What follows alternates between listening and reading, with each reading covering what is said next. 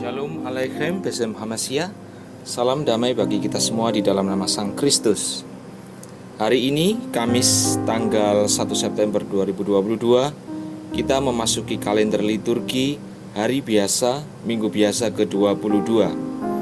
Bersama saya Sulistiawan dari Stasi Santo Yosef, Paroki Santo Stefanus Surabaya, mengajak Bapak Ibu dan saudara-saudari sekalian untuk mendengarkan sabda Tuhan dan memohon rahmat di dalam menghidupinya. Dalam nama Bapa dan Putra dan Roh Kudus. Amin.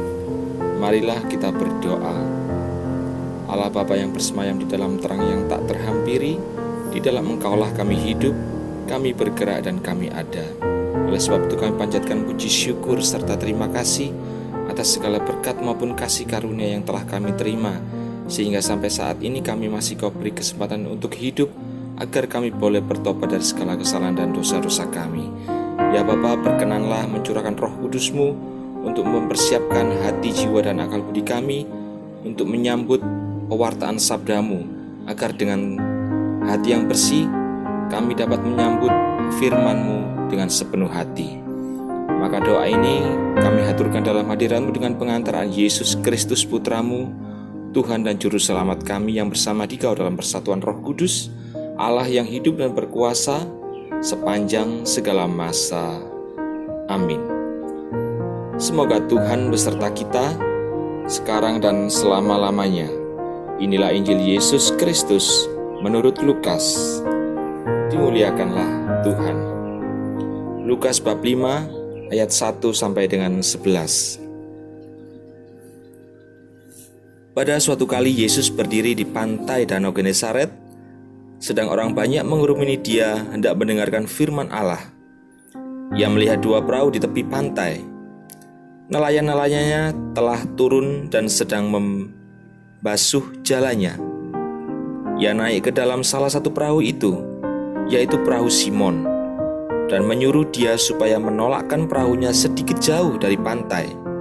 Lalu ia duduk dan mengajar orang banyak dari atas perahu. Setelah selesai berbicara, ia berkata kepada Simon, "Bertolaklah ke tempat yang dalam dan tebarkanlah jalamu untuk menangkap ikan." Simon menjawab, "Guru, telah sepanjang malam kami bekerja keras dan kami tidak menangkap apa-apa. Tetapi karena Engkau menyuruhnya, aku akan menebarkan jala juga." Dan setelah mereka melakukannya, mereka menangkap sejumlah besar ikan, sehingga jalan mereka mulai koyak. Lalu mereka memberi isyarat kepada teman-temannya di perahu yang lain, supaya mereka datang membantunya. Dan mereka itu datang, lalu mereka bersama-sama mengisi kedua perahu itu dengan ikan hingga hampir tenggelam. Ketika Simon Petrus melihat hal itu, ia pun tersungkur di depan Yesus dan berkata, "Tuhan, pergilah daripadaku, karena aku ini orang berdosa." Sebab ia dan semua orang yang bersama-sama dengan dia takjub oleh karena banyaknya ikan yang mereka tangkap.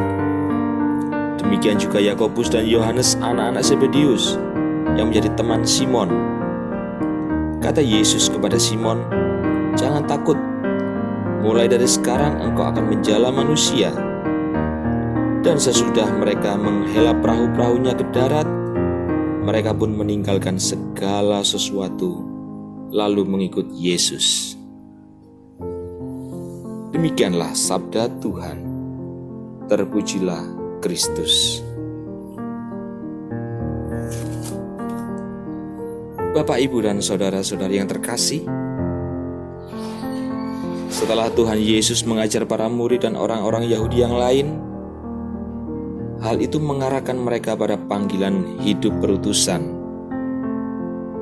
Demikian juga bagi kita, setelah kita menerima pewartaan sabda, maka kita menerima mandat perutusan, yaitu untuk pergi ke seluruh tempat, yang artinya di dalam setiap langkah pesiaran hidup kita dipanggil untuk mewartakan kebenaran Injil.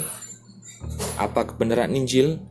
Kebenaran Injil yaitu bahwa Yesus Kristus dengan ketaatannya telah menderita sampai mati di salib, dikuburkan dan bangkit pada hari ketiga dari antara orang mati demi keselamatan kita. Sesuai dengan kredo yang kita ucapkan ketika kita misa Ekaristi.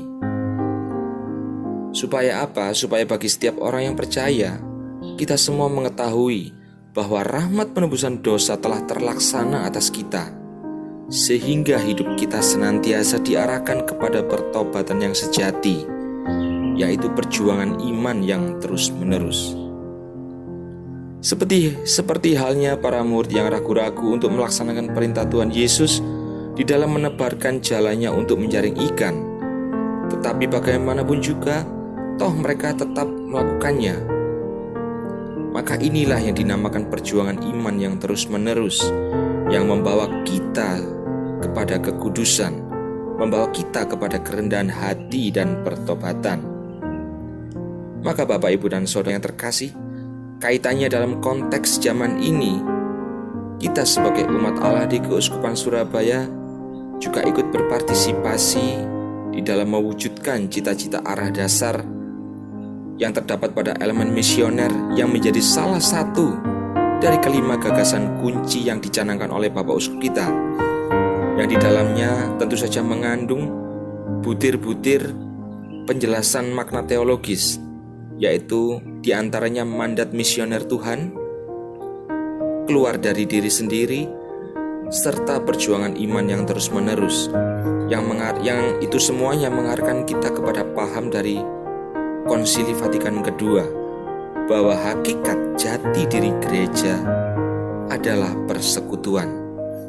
Sehingga Bapak, Ibu, dan saudara-saudari yang terkasih, karena kita dipahamkan pewartaan sabda yang demikian, maka semoga dengan mendengarkan sabda tersebut pada hari ini, serta renungan yang singkat ini, semakin mengarahkan kita sebagai umat Allah di Keuskupan Surabaya semakin memiliki kedewasaan dalam iman. Bapak, Ibu, dan saudara-saudari yang terkasih, marilah kita dengan kerendahan hati memohon rahmat Tuhan agar kita dapat menghadapi menjalani kehidupan kita pada hari ini dengan penuh kerendahan hati. Marilah kita berdoa. Allah Bapa yang Maha Rahim, terima kasih atas sabdamu yang telah kami terima. Kiranya Kau berkenan mencurahkan roh-Mu di dalam nama Sang Kristus, agar roh kebenaran itu senantiasa membawa kami kepada seluruh kebenaran. Dan kiranya Roh Kudus senantiasa memberikan kami kekuatan untuk senantiasa memiliki kerendahan hati dan semangat pertobatan yang sejati, agar kami sebagai murid-murid-Mu dapat melaksanakan kehendak-Mu di dalam setiap langkah pesiaran kehidupan kami. Maka seluruh doa, permohonan maupun harapan kami haturkan dalam hadirat-Mu dengan pengantaran Yesus Kristus Putra-Mu, yang bersama Dia dan dalam Dia Allah bagimu, Allah Bapa yang Maha Kuasa, dalam persekutuan dengan Roh Kudus segala hormat dan kemuliaan sepanjang segala masa. Amin. Dalam nama Bapa dan Putra dan Roh Kudus. Amin.